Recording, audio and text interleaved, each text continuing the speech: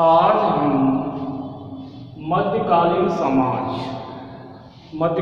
समाज के बारे में जानेंगे कि मध्यकाल में किस प्रकार का समाज था और समाज में जो विभिन्न वर्ग थे उनकी क्या दशा थी। जैसे कि मुगल काल में उलेमा वर्ग, सल्तनत और मुगल काल में उलेमा वर्ग, कुलीन वर्ग और दास प्रथा और दासों की स्थिति, मुगल कालीन दास, कृषक वर्ग व उनकी स्थिति, मध्यकाल में नारी की स्थिति। तो आज का हमारा जो विषय है वो है मध्यकालीन समाज। सामाजिक वर्ग, उलेमा, कुलीन वर्ग, कृषक वर्ग, दास प्रथा एवं स्त्रियों की स्थिति, इसके बारे में हम जानेंगे विस्तार से। तो उलेमा व उनकी स्थिति, जैसा कि हमने पूर्व में देखा कि सुल्तान मतलब सल्तनत काल में उलेमा वर्ग ने हमेशा यही प्रयास किया कि किसी भी प्रकार से शक्ति उनके पास रहे और सुल्तान जो है कठपुतली बना रहे। जो सुल्तान जो ज़्यादा योग्य नहीं रहे उनका उलेमा वर्ग ने फायदा उठाया। तो उलेमा वर्ग के बारे में जानेंगे कि उलेमा वर्ग कैसा था। इस्लाम का धार्मिक वर्ग अनेक महत्वपूर्ण दलों से बना, जैसे धर्मशास्त्रियों, सन्यासियों, सैयदों, पीरों, उलेमाओं और उनके वंशज से मिलकर बना। मतलब धार्मिक वर्ग जिसमें कौन कौन से थे? सन्यासी, सैयदों, पीरों, उलेमाओं और उनके वंशों से मिलकर बना महत्वपूर्ण जो धार्मिक वर्ग था वो इनसे मिलकर बना। इस्लाम के अनुसार उलेमा मतलब इस्लाम के अनुसार उलेमा पैगंबर के उत्तराधिकारी थे। पैगंबर के उत्तराधिकारी मतलब इस्लाम धर्म के प्रवर्तक हजरत मोहम्मद साहब के इनको क्या माना गया है? उत्तराधिकारी माना है। परंपरा के अनुसार इनकी ये दो श्रेणियों में बटे हुए थे। उलेमा वर्ग दो श्रेणियां थी। उलेमा ए अखरत, पहली श्रेणी थी उलेमा ए अखरत और दूसरी थी उलेमा ए दुनिया। उलेमा ए दुनिया। तो अब इनके बारे में जानेंगे कि ये दो जो श्रेणियों बटे हुए थे तो इनका कैसा व्यवहार था और ये किस प्रकार के इनके विचार थे और इनके कौन कौन से अपने निजी स्वार्थ थे उसके बारे में। उलेमा ए अखरत और उलेमा ए दुनिया। उलेमा ए अखरत शुद्ध धार्मिक ज्ञान में विश्वास रखते थे। मतलब इन्हें सांसारिक विभिन्न कार्यों से कोई ज़्यादा मतलब नहीं रहता था। ये सिर्फ धार्मिक जीवन जीना पसंद करते थे इस्लाम के अनुसार और कुरान के अनुसार। तो शुद्ध धार्मिक ज्ञान में विश्वास रखते थे तथा भौतिक एवं राजनीतिक मामलों से दूर रहते थे। भौतिक और राजनीतिक मामलों से दूर रहते थे मतलब इनका यही उद्देश्य था, सादा जीवन, उच्च विचार और धार्मिक ज्ञान को ज़्यादा से ज़्यादा प्राप्त करना और मन की शांति के लिए ये अपना जीवन जीते थे और दूसरों को उपदेश देते थे। तो ये जो उलेमा अखरत थे इनका जो जीवन था वो धार्मिक था बिल्कुल, और ये बिल्कुल भौतिक एवं राजनीतिक मामलों से दूर रहते थे। वे फकीरों का जीवन जीना पसंद करते थे। जैसा कि हमने हिंदुओं में देखा कि संत महात्मा जो वनों में रहकर अपना जीवन जीते हैं, दीन दुनिया से कोई मतलब नहीं, ईश्वर आराधना में लीन रहते हैं और मोक्ष की प्राप्ति के लिए कामना करते। इसी प्रकार से उलेमा अखरत का भी उद्देश्य था। यह वर्ग जो था वो फकीरों का जीवन जीना पसंद करता था। उनका लक्ष्य ज्ञान का विस्तार करना होता था। तो वो अधिक से अधिक जो बातें, जो छिपी हुई बातें हैं उनके बारे में जानना और आत्मा और परमात्मा क्या है और ईश्वर का क्या रहस्य है, अल्लाह का क्या रहस्य। तो ये बातों को जानने की इनकी जिजीविसा बनी रहती थी और ये एक तरह से एकदम शुद्ध आचरण इनका माना जा सकता है और बिल्कुल मतलब लोगों को ज्ञान के उपदेश के द्वारा उनकी समस्याओं को भी दूर करते थे। तो उनका लक्ष्य ज्ञान का विस्तार करना होता था। उलेमा ए दुनिया, अब ये हमने देखा उलेमा अकरत जिनका जीवन एकदम धार्मिक है। अब दूसरा जो वर्ग था उलेमा ए दुनिया। तो उलेमा ए दुनिया का जो उलेमा वर्ग था ये भौतिक और राजनीतिक सभी मामलों में हस्तक्षेप रखता था और यही ऐसा वर्ग था जिसने सुल्तानों और मुगलों को प्रभावित करके अपने स्वार्थ सिद्ध किए और सदैव इसी बात का प्रयास किया कि किसी भी प्रकार से धर्म की दुहाई देकर सुल्तानों की शक्ति और मुगलों बादशाहों की शक्तियों को नियंत्रित किया जाए। तो ये तो हमने देखा कि सुल्तान और मुगल सम्राट दोनों में इस बात की तो भावना थी कि धार्मिक मामलों में उलेमा और अमीर वर्ग की ही सहायता ली जाए और उनके अनुसार चला जाए। तो इसमें जो उलेमा दुनिया थी वो हमेशा इनको धार्मिक मामलों में उलझाए रखना चाहती थी जिससे कि इनका नियंत्रण बना रहे। तो उलेमा दुनिया का दृष्टिकोण सांसारिक होता था। सांसारिक से तात्पर्य है कि संसार में जो भी उपभोग की वस्तु है या बस मतलब और भी धन है या वैभव विलासपूर्ण जीवन है इसमें ये रुचि रखते थे।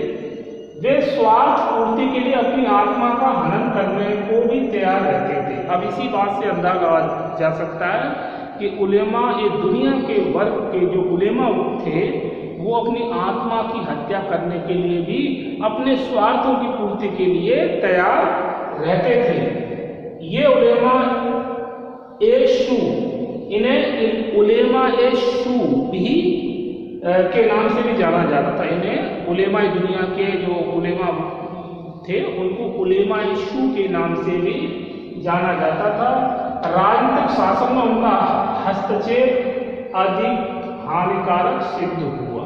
तो ये बिल्कुल सही बात है। हम देखते हैं कि इल्तुतमिश रज़िया बलबन के समय बहुत ज़्यादा इनका हस्तक्षेप देखने को मिलता है और अन्य अलाउद्दीन खिलजी ने इतना इनको महत्व नहीं दिया। वो थोड़ा अलग उन्होंने अपना व्यवहार अपनाया, लेकिन प्रत्यक्ष और अप्रत्यक्ष रूप से उलेमा ये दुनिया के जो उलेमा वर्ग की श्रेणी के जो उलेमा थे उन्होंने राजनीति में हस्तक्षेप कर करके उन सल्तनतों में अपनी प्रतिष्ठा तो स्थापित की लेकिन सुल्तानों को हानि भी पहुंचाई। तो अभी हमने उलेमा वर्ग में दो प्रकार के उलेमा देखे, उलेमा अखरत, उलेमा दुनिया। उलेमा अखरत मतलब धार्मिक वर्ग, फकीरों का वर्ग और अध्यापन और ज्ञान का प्रसार करने वाला वर्ग, और उलेमा दुनिया सांसारिक मोह माया के बंधनों में बंधा हुआ, राजनीतिक और भौतिक मामलों में रुचि रखने वाला और अपने जो प्रशासकों को सलाह के नाम पर अपना निजी स्वार्थ सिद्ध करने वाला वर्ग उलेमा ए दुनिया का वर्ग था। कुलीन, अब नेक्स्ट है कुलीन वर्ग और उनकी स्थिति। अब कुलीन वर्ग कौन सा था? कुलीन वर्ग राज परिवार के ठीक नीचे, मतलब शाही जो परिवार होता था उसके ठीक नीचे मुस्लिम समाज का एक कुलीन वर्ग था जिसे उमरा नाम से संबोधित किया जाता था। किस नाम से? उमरा। तो कुलीन वर्ग धनाढ़ वर्ग जिसे उमरा के नाम से संबोधित किया जाता था।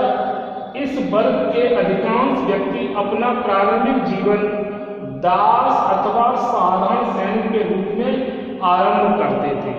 तो ये कुलीन वर्ग में दास अथवा साधारण सैनिक के रूप में ये आरंभ करते थे, लेकिन बाद में ये अपनी योग्यता के अनुसार एक ऊंचे पद पर पहुंच जाते थे और धन इकट्ठा भी करने के कारण ये एक तरह से एक धनाढ्य वर्ग की श्रेणी में आ जाते थे, जिसे कुलीन वर्ग कहते थे। और फिर इनका भी राजनीतिक मामलों में हस्तक्षेप बना रहता था। तो आदर करते थे और अपनी उपलब्धियों एवं सेवाओं के माध्यम से वे प्रतिष्ठित स्थान प्राप्त कर लेते थे। सुल्तान एवं सम्राट की कृपा से उन्हें खान मलिक एवं अमीर की पदवी प्राप्त हो जाती थी। तो जब ये कार्य मतलब ऐसा इतना प्रभावशाली कार्य युद्ध के क्षेत्र में, सेवा के क्षेत्र में जब ये करते थे, तो इनको खान मलिक की उपाधि से भी नवाजा जाता था। इन्हें खान मलिक एक अमीर की पदवी से इनको प्रदान कर दी जाती थी। इन्हें भरण पोषण के लिए भूमि दी जाती थी, मतलब अपने खर्चों के लिए इन्हें एक भूमि दे दी जाती थी कि आप उधर पूरा एरिया आपका, उधर से आपको जो भी टैक्स वसूली हो वो आप उसका अपने जीवन यापन अपने खर्चों में उसको इस्तेमाल करें। तो इन्हें भूमि दी जाती थी जिसे इक्ता कहते थे। उस भूमि को क्या कहते थे? इक्ता। कुलीन वर्ग के दो वर्ग थे। अब कुलीन वर्ग में भी दो वर्ग थे, मतलब एक तो भारतीय मुसलमान और एक थे विदेशी मुसलमान। तो कुलीन वर्ग का भी अपना शासन पर अधिक प्रभाव रहा। ये जमीन से तो उठते थे, लेकिन धीरे धीरे इतनी उन्नति कर जाते थे कि इनकी एक शासन में एक बहुत बड़ा एक तरह से सहभागिता मानी जा सकती है। तो हमने कुलीन वर्ग के बारे में जाना कि कुलीन वर्ग एक धनाढ्य वर्ग जिसे कुमरा नाम से भी संबोधित किया जाता है, और ये अधिकतर व्यक्ति अपना प्रारंभिक जीवन दास एवं साधक सैनिक के रूप में करते थे, और ये अपनी उपलब्धियों से के माध्यम से प्रतिष्ठित स्थान प्राप्त कर लेते थे। सुल्तान एवं सम्राट की कृपा से उन्हें खान मलिक की भी अमीर की पदवी से नवाजा जाता था, और इन्हें भरण पोषण के लिए जमीन दे दी जाती थी, और जो जमीन दी जाती उसे इक्ता कहते थे। और कुलीन वर्ग के भी दो वर्ग थे, एक भारतीय मुसलमान और एक विदेशी मुसलमान। इसके बाद हम देखेंगे दास प्रथा और दासों की स्थिति। दास प्रथा और दासों की स्थिति में सामाजिक दृष्टि से दास चार प्रकार के होते थे, क्योंकि मध्यकाल में अधिकतर मुस्लिम शासन अधिकतर रहा, तो उसमें जो हिंदू जनता थी बहुसंख्यक, तो उसकी उपेक्षा हो रही थी, और कृषकों की दशा भी अच्छी नहीं थी, मजदूर कृषकों की। तो ऐसी आर्थिक विपन्नता के कारण बहुत सारे जो मजदूर और किसान थे वो दास बनने को मजबूर हो जाते थे, और उनकी दासों की जो क्या श्रेणियां थी उसके बारे में जानेंगे। सामान्य दृष्टि से दास चार प्रकार के होते थे। नंबर एक, क्रेता, खरीदा हुआ दास, मतलब बहुत से जो लोग थे वो बेच देते थे, अपने आप को बेच देते थे, क्योंकि आर्थिक इतनी समस्याएं रहती थी कि उन्हें अपने वो बेचने के अलावा कोई मतलब उपाय नहीं होता था, और बहुसंख्यक रूप में ऐसे दास खरीदे जाते थे। फिरोज तुगलक के समय तो दास की संख्या सबसे ज़्यादा देखने को मिलती है। तो क्रेता, खरीदा हुआ दास पहली श्रेणी, ये पहले प्रकार का दास। दूसरा, दान अथवा भेंट द्वारा प्राप्त दास। दान अथवा भेंट द्वारा प्राप्त दास में ऐसे दास होते थे जिसमें एक शासक दूसरे शासक को दास ही भेंट कर देता था, या किसी मतलब वैवाहिक समारोह के उपरांत दास दासियां दहेज के रूप में दिए जाते थे। तो ऐसे दासों की भी हमें स्थिति देखने को मिलती है कि एक तरह से दूसरे राजा को प्रसन्न करने के लिए भी ये दास दासियां भेंट स्वरूप प्रदान किए जाते थे, जिनको विभिन्न कार्यों में लगाया जाता था। युद्धबंदी दास, जब कभी कोई सुल्तान या सम्राट किसी अपने शत्रु राज्य पर आक्रमण करके उसको जीत लेता था, तो उसमें जो पुरुष जो होते थे उन्हें बंदी बनाकर दास रूप में रखा जाता था, और उनसे विभिन्न प्रकार के छोटे मोटे कार्य कराए जाते थे। तो इस प्रकार के युद्ध में बंदी बनाए हुए दास भी एक तरह के एक प्रकार था। इसके बाद आत्म विक्रेता, जो स्वयं अपने आप को बेच दिए। आत्म विक्रेता वह दास होता था, ऐसी श्रेणी के दास जो अपने आप को धन अभाव के कारण, परेशानियों के कारण, धार्मिक आर्थिक विपन्नता के कारण ये अपने आप को बेच देते थे। तो ऐसे ये एक प्रकार का। तो क्रेता दास ये क्या पहले मध्यकाल में देखा जाए तो जैसे जानवरों को खरीदा और बेचा जाता है वर्तमान में, वैसे उस समय मनुष्यों को भी खरीदा और बेचा जाता था। और लेकिन बाद धीरे धीरे इस प्रथा पर अंकुश लगाया गया। तो क्रेता दास, दान अथवा भेंट द्वारा प्राप्त दास, आत्म विक्रेता दास और युद्धबंदी दास। सामाजिक विषमता, दरिद्रता, शासक वर्ग में इस्लाम के प्रचार की धुन और रोजगार धंधों की कमी दास प्रथा के पोषक थे। अब ये प्रश्न उठता है कि दास प्रथा को बढ़ावा कैसे मिला, क्यों? तो सामाजिक विषमताएं नंबर 1, दरिद्रता, गरीबी, शासक वर्ग में इस्लाम प्रचार की धुन ये भी थी कि शासक ने सोचा कि एक एरिया के लोगों को बंदी बना लिया जाए और उनको आर्थिक लालच देकर उनको धर्म परिवर्तन करा लिया जाए और उनसे अपने निजी कार्य जो भी हैं वो काम कराए जाए। तो ऐसी स्थिति भी थी। और रोजगार धंधों की कमी तो थी, क्योंकि पहले रोजगार तो नहीं थे, मतलब खेत मजदूरी और किसानी, इसके अतिरिक्त कोई विशेष प्रकार के उद्योग तो इतने डेवलप नहीं थे। तो इसके कारण भी दास प्रथा को बढ़ावा मिला। विवाह के समय, विवाह जैसे बड़े अमीर वर्ग या धनाढ़ वर्ग जो हिंदुओं में भी होते थे, राजपूतों में, तो विवाह के समय वधू को अपने पिता की हैसियत के अनुसार दास दासिया बंधु के साथ भेजी जाती थी। तो जैसा व्यक्ति और जैसा मतलब अमीर व्यक्ति, उसी प्रकार से वह अपने दास दासियों को अपनी पुत्री के साथ भेजते थे सेवा करने के लिए। तो ये एक तरह से उस समय एक चलन था कि दास दासियों का, और उस समय ये एक तरह से कुप्रथा मानी जा सकती है कि मनुष्य को खरीदा और बेचा जाता था। मुगल कालीन दास, और मुगल कालीन दास में क्या कंडीशन थी? मुगल काल में भी दास दासियां रखे जाते थे। और जैसा कि हमने देखा कि अकबर जो एक चौपड़ खेलता था शतरंज, जिसका हमें देखने को फतेहपुर सीकरी मिलता है, तो उसमें स्वयं अकबर शतरंज की गोटियों के स्थान पर मतलब मनुष्य को खड़ा करता था और उसको वह खेलता था। तो इससे पता चलता है कि उस समय मनुष्य गरीब, दरिद्र, विपन्न मनुष्य की कोई वैल्यू नहीं थी। वो अपने आप ही जब अपने आप को बेच देते थे, तो इससे पता चलता है कि उनकी क्या वैल्यू थी।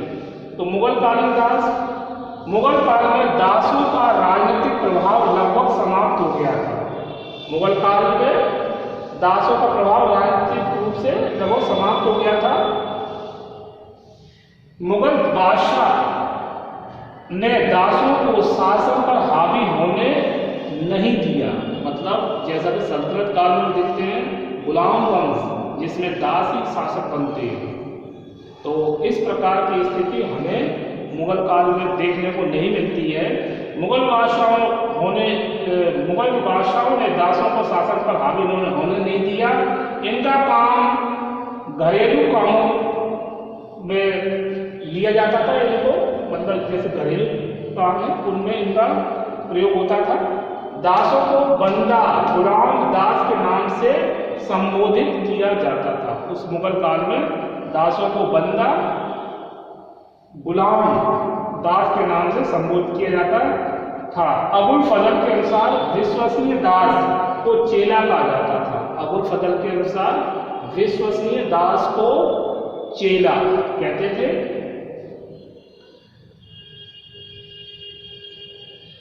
दास शब्द निम्न प्रकार के व्यक्तियों के लिए होने लगा था।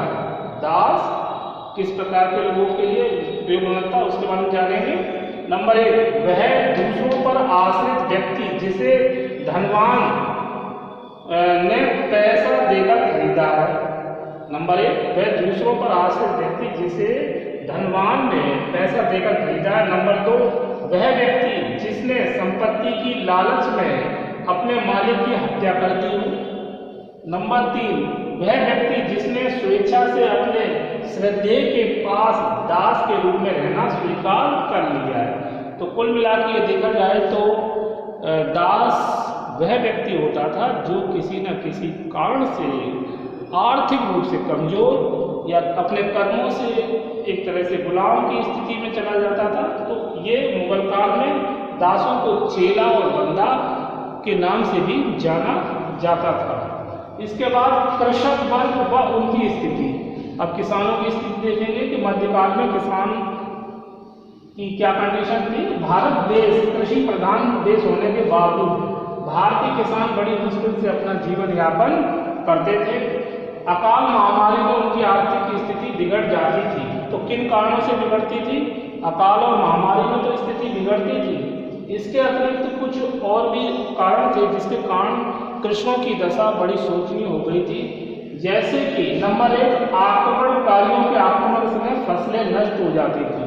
तो जब कोई बड़ा आक्रमण जैसे नादिर शाह और अहमद शाह अब्दाली का और विभिन्न प्रकार के जब युद्ध होते थे तो उस समय जो घुड़सवार सेना होती थी वो खेतों को रोनते हुए वह जाती थी। तो खेत में खड़ी हुई फसलें नष्ट हो जाती थी और किसान कुछ भी कह नहीं पाते थे और इसका ना कोई हर्जाना ना कोई मुआवजा। तो इस प्रकार पहले क्या सेना जमीनी स्तर पर मतलब मूवमेंट करती थी, जाती थी। तो उस समय जो घुड़सवार हजारों की संख्या में एक खेत को पार करते हुए जाते थे तो उससे उनकी फसलों को भी नुकसान पहुंचता था। तो आक्रमणकारियों के आक्रमण के समय फसलें नष्ट हो जाना, इस प्रकार से करों में वृद्धि से उनकी दशा शोचनीय हो जाती थी। अच्छा, यहाँ पर हमने ये देखा कि जब इतने सारे जानवर हाथी घोड़ा और ये सब जा रहे हैं तो ये जैसे कोई इनको भाई उनको चारे की भी जरूरत है। तो मान लो गेहूं का खेत खड़ा हुआ है तो उसको वो उसी को जानवरों को खिला देते थे। अब इससे उन्हें कोई मतलब नहीं होता था। क्यों? कि इससे किसान को नुकसान होगा, उसकी फसल नष्ट होगी, इससे कोई मतलब नहीं। उन्हें अपना उद्देश्य देखना पड़ता, अपना उद्देश्य जो देखते थे कि युद्ध करना है और जानवरों से चाहे फसल नष्ट हो या वो खा जाए, इससे उन्हें कोई मतलब नहीं आक्रमणकारियों को। दूसरा था करों में वृद्धि, उनकी दशा शोचनीय हो जाती थी। जब अधिकतर ये देखने को मिलता है कि सुल्तान या सम्राट ये देखते थे कि उनको अधिक से अधिक बड़ी सेना रखनी है और अपने बहुत सारी इमारतों को बनवाना है या अपने आर्थिक उद्देश्यों की पूर्ति के लिए उन्हें जब भी धन अभाव महसूस होता था तो वो क्या करते थे, इस करों का या जो बोझ होता था वो किसानों पे डाल दिया जाता था और ये समझा जाता था कि किसान तो प्रसन्न है, वो कर दे रहा है तो और कर बढ़ाया जाए और किसान इसके विरोध करने की स्थिति में नहीं रहता था, जिसके कारण किसानों पर बढ़ता हुआ करों का बोझ भी उसकी लिए एक तरह से परेशानी का कारण बना हुआ था, जिससे उनकी आर्थिक दशा शोचनीय हो गई थी। सुल्तानों एवं सम्राट अपने वैभव विलासी जीवन को जीने के लिए मनमाना किसान का शोषण करते थे। तो सुल्तान और सम्राट जो थे उनका जीवन दिनों दिन वैभव विलासपूर्ण जीवन। अब आय का स्रोत क्या, भाई लूट के धन से इतना मतलब संपन्नता तो नहीं हो सकती, तो ये अपने क्षेत्र में एक कर निश्चित कर देते थे, जैसी भूमि है और उसी हिसाब से कर लिया जाता था। तो अब सुल्तान और सम्राट अधिकतर महत्वाकांक्षी थे, वो ये नहीं चाहते थे कि मतलब जो कर मिल रहा है वो ज़्यादा है, मतलब ठीक है इतना ही लेना चाहिए। लेकिन उनको अगर ऐसा लगता था कि ये कर से कमी है या फिर हमारे जो आर्थिक उद्देश्य पूरे नहीं हो रहे थे तो फिर वो रातों रात कर में परिवर्तन कर देते और किसानों को शासक का फरमान सुना दिया जाता था, जिससे क्या होता था कि सम्राट और सुल्तान तो वैभवशाली जीवन जी रहे थे लेकिन किसानों की दशा अत्यधिक शोचनीय हो जाती थी। अब देखेंगे इसके बाद मध्यकाल में नारी की स्थिति, मतलब मध्यकाल में जो नारी की क्या दशा थी उसमें हिंदू समाज में देखेंगे। वैसे तो मुस्लिम समाज में भी स्त्रियों की दशा अच्छी नहीं थी, तो हिंदू समाज पर उस समय सल्तनत काल और मुगल काल में क्या प्रभाव पड़ा और कौन कौन से परिवर्तन आए उसके बारे में जानेंगे। पर्दा प्रथा, पर्दा प्रथा जैसा कि मुस्लिम वर्ग की महिलाओं में अधिक पाया जाता है और उनको पर्दे में रहने के लिए विवश किया जाता है, लेकिन जब भारत पर आक्रमणकारियों के आक्रमण ज़्यादा बढ़े और उनकी लड़कियों का अपहरण किया जाने लगा, तो हिंदुओं ने यही सोचा कि जिस प्रकार से मुस्लिम वर्ग के लोग अपनी स्त्रियों को पर्दे में रखते हैं, उनको ना किसी से बात करने देना, घर से बाहर ना निकलने देना, तो कोई उन पर दृष्टि डालेगा ही नहीं। तो हिंदू समाज में भी पर्दा प्रथा का प्रचलन शुरू हो गया और स्त्रियां अधिकतर पर्दा करने लगी और इसका प्रभाव अभी भी हम वर्तमान में देख सकते हैं कि राजपूतों और हिंदू समाज के अन्य वर्गों में भी अभी पर्दा प्रथा प्रचलित है, खास तौर से ग्रामीण क्षेत्र में। इसके बाद है अवांछनीय बेटियां। तो अवांछनीय बेटियां, तो उस समय क्या था कि स्त्रियों की दशा तो खराब हो ही रही थी और लड़कियों का अपहरण हो रहा था, तो फिर उस समय ये एक सोच डेवलप हुई कि जो लड़कियां हैं वो अशुभ, इनका जन्म ही अशुभ है, तो ज़्यादातर लड़कियों को पैदा होते ही मार दिया जाता था और इससे क्या हुआ, कन्या भ्रूण हत्या बढ़ी, क्योंकि जो एक कन्या का पिता होता था उसको यही डर सताया रहता था कि उसकी कन्या का जो है अपहरण हो जाए, उसका धर्म परिवर्तन नहीं करा दिया जाए और इससे उसके समाज में स्थिति भी नाजुक हो जाती थी, जिसके कारण बेटियों के जन्म को अशुभ माना जाने लगा था। बाल विवाह, अब बाल विवाह के प्रचलन का प्रमुख जो कारण था लड़कियों का अल्प आयु में ही अपहरण होना, उनसे मतलब जो मुस्लिम आक्रमणकारी निकाह करते थे और इससे क्या होता है कि जो हिंदू समाज में जो माता पिता थे वो एक तरह से बहुत उनका अपमानित महसूस करते थे, तो वो ये चाहते थे कि लड़की की जो विवाह है उसको कम उम्र में ही करके मुक्ति प्राप्त की जाए, क्योंकि बड़ी उम्र होने पर उसका किसी न किसी प्रकार से अपहरण हो जाएगा और इससे तो लड़की का एक तो दुख और दूसरा समाज के द्वारा जो उनको तिरस्कार झेलना पड़ेगा, उससे भी उन्हें बहुत बड़ी क्षति होगी। तो इसलिए वो बाल विवाह की ओर अग्रसर हुए और छोटी उम्र की कन्याओं का विवाह को बढ़ावा मिला। इसके जैसे कि अभी हम देखते हैं राजस्थान में पुष्कर में अभी भी बाल विवाह प्रचलित है, लेकिन काफ़ी हद तक प्रशासन ने उस पर रोक लगाई हुई है।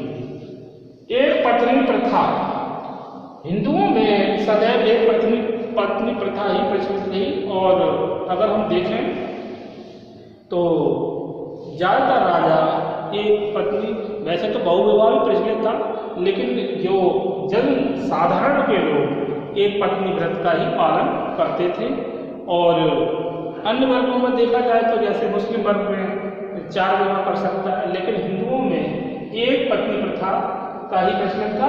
हालांकि जो धनाढ्य वर्ग या जो शासक वर्ग हुए उन्होंने एक से अधिक विवाह भी किए। एक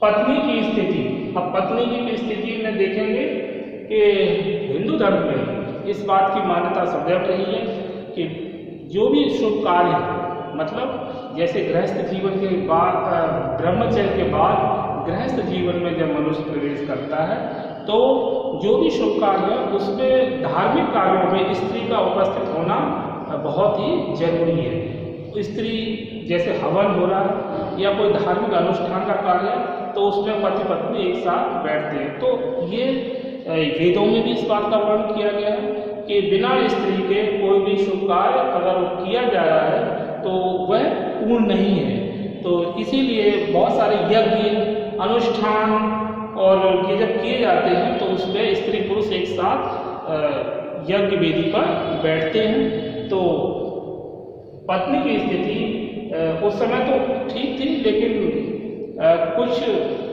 मतलब विपरीत स्थितियों के कारण दशा में गिरावट आने लगी थी। विधवा की स्थिति अगर हम देखें मध्यकाल में, तो विधवाओं की स्थिति एक तरह नरक तुल्य थी, मतलब नरक के समान, क्योंकि अल्प आयु में कन्याओं का विवाह हो जाता था और किसी न किसी कारण से वो विधवा भी अल्प आयु में ही हो जाती थी।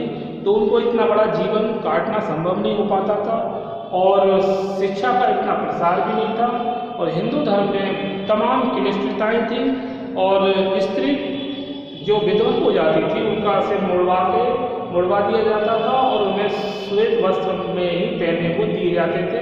उन्हें हेय की दृष्टि से देखा जाता था, उन्हें एक अंधेरे कमरे में रहने के लिए विवश किया जाता था और शुभ कार्यों में उनकी उपस्थिति को हमेशा मतलब विरोध होता था कि शुभ कार्यों में विधवा स्त्री की छाया न पड़ जाए। तो इस प्रकार नरक तुल्य स्थिति थी और विधवाओं की मध्यकाल में ऐसी स्थिति होते होते एक नई प्रथा, हम ये सती प्रथा को भी बढ़ावा देखने को मिलता है कि समाज इस बात के लिए भी एक तरह से विधवाओं को प्रेरित करता था कि अब पुरुष की मृत्यु हो गई है पति की, तो अब जीने से क्या फायदा। और ना तो उधर माँ बाप के माता पिता द्वारा तो उसका कन्यादान कर दिया गया और इधर उसके ससुराल पक्ष में पुत्र की मृत्यु के बाद उसको इस बात के लिए बाध्य किया जाता था कि अब जब तुम्हारा पति ही नहीं रहा तो तुम्हें इस दुनिया में रहने से क्या लाभ और कष्टपूर्ण जीवन जीने से अच्छा है कि तुम सती हो जाओ। तो मध्यकाल में सती प्रथा को और अधिक बढ़ावा मिलता है। हालांकि इससे पहले भी स्त्रियां सती होती रही थी, लेकिन जन साधारण में इस प्रथा को और अधिक बढ़ावा मिलता है। माता की स्थिति तो अगर स्त्री समाज में देखा जाए तो माताओं का सम्मान कभी नहीं घटा, मतलब माताओं की स्थिति में कभी गिरावट नहीं आई, चाहे वो प्राचीन काल देखें, मध्यकाल और आधुनिक समय में माताओं की स्थिति वैसे ही प्रतिष्ठापूर्ण बनी रही। अगर स्त्री की दशा में अगर सारी दशाओं में देखें तो माताओं की स्थिति सदैव सम्मानजनक पूर्ण रही। इसके बाद हम देखते हैं आर्थिक स्थिति।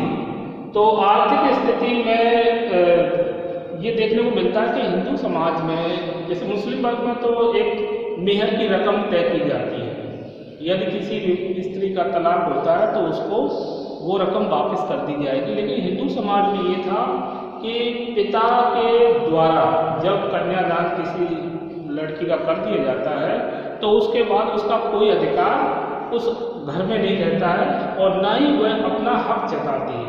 तो इस प्रकार से क्या होता है कि स्त्री की स्थिति नाजुक बन जाती है। यदि उसे ससुराल में जाकर कोई मतलब उसे रेस्पॉन्स नहीं मिलता है या उसका सम्मान नहीं होता है तो वह क्या करे। तो इससे स्थिति क्या होती है, आर्थिक एक तरह से बहुत दशा सोचनी हो जाती है कि आर्थिक उसको जो सहयोग है वो कहाँ से प्राप्त हो, क्योंकि पिता और माता के द्वारा उसे कन्यादान कर दिया गया और पति के द्वारा या ससुराल पक्ष में भी उसको उसकी स्थिति मतलब खराब है तो वह क्या करे। तो आर्थिक रूप से देखा जाए तो विवाह उपरांत उसकी स्थिति हीन हो जाती थी और बहुत सारी स्त्रियां बाद में आत्महत्याएं भी कर लेती थी। विद्वान तथा प्रशासक, तो मध्यकाल में बहुत सारी महिलाएं विद्वान भी हुई हैं जिन्होंने अपने ज्ञान से समाज को प्रभावित किया और बहुत सारे ग्रंथों को भी लिखा, जिसमें जैसे गुलबदन बेगम, हुमायूं की बहन गुलबदन बेगम ने हुमायूं नामा लिखा और उसमें हुमायूं से संबंधित बहुत सारी बातों का वर्णन देखने को मिलता है।